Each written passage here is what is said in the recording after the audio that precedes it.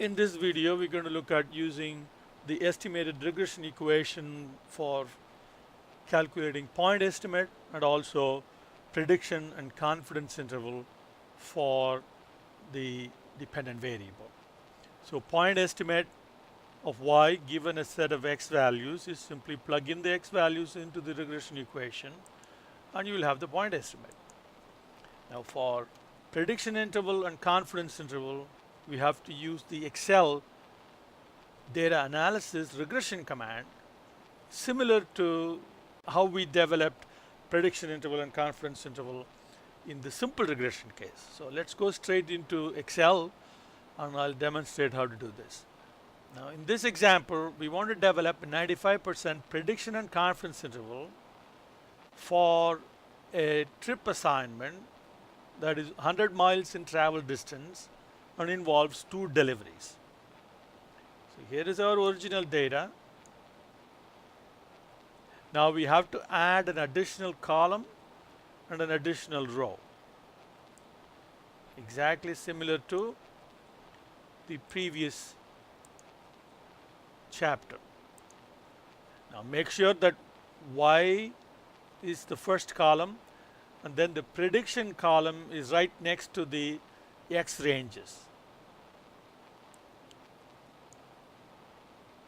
If this is not so, you have to rearrange the columns so that y will be the first column and the x's will be following that y column. Now let's fill out the new column and the new row exactly the same way like we did in the previous chapter.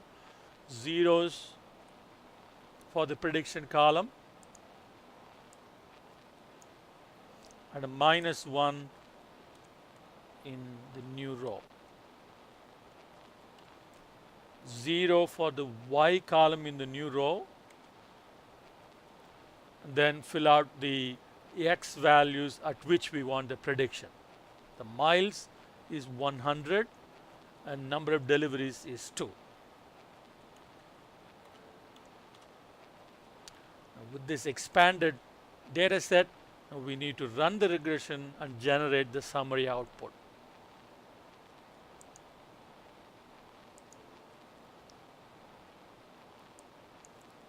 Select regression,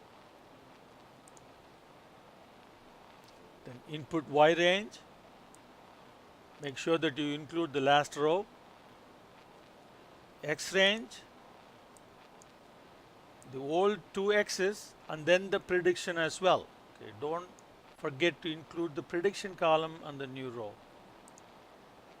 Check labels, and let's put the output range right here and click OK to develop the. Now we have the regression output. Let's go ahead and format it.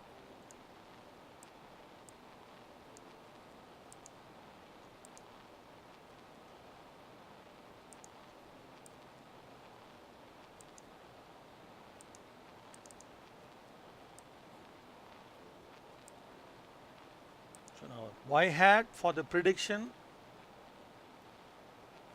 is the coefficient for the prediction. The lower limit and the upper limit for the prediction interval. Okay, the lower limit, 95% lower limit is right here, and R35 will be the upper limit.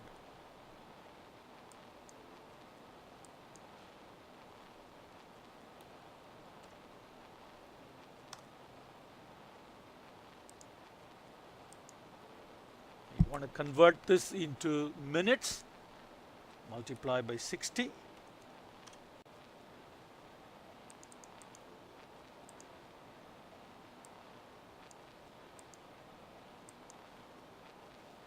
Now the interpretation is that we are 95% confident that this is a prediction interval, so it's going to be one particular route with 100 miles travel distance and 2 deliveries. Will take anywhere between 5.5 hours and 8.68 hours. So with 95% confidence level, we can say that the travel time for an individual route with a distance of 100 miles and 2 deliveries will be between those two time periods. Now for confidence interval, we have to set up the formulas. So y hat is still from the prediction coefficient. We want 95% confidence level, so that is 1 minus alpha. Now alpha is 1 minus that.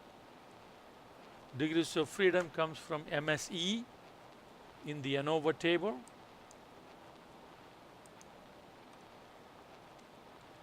Then T table value is T dot INV dot 2T, alpha comma degrees of freedom.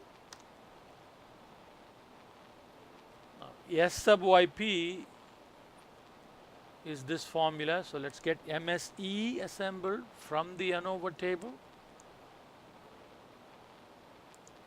over there.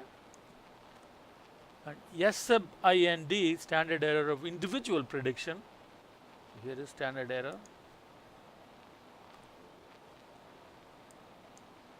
So S sub YP is square root of the individual standard error squared minus MSE. And margin of error is T table value times the standard error. Then the lower limit is y hat minus margin of error. And y hat plus margin of error is the upper limit.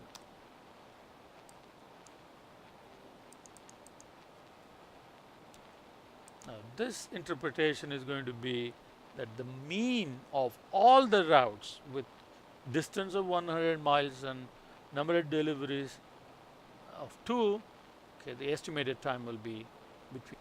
So we are 95% confident that the average travel time of all the routes with the distance of 100 miles and 2 deliveries will be between 6.26 and 7.93 minutes.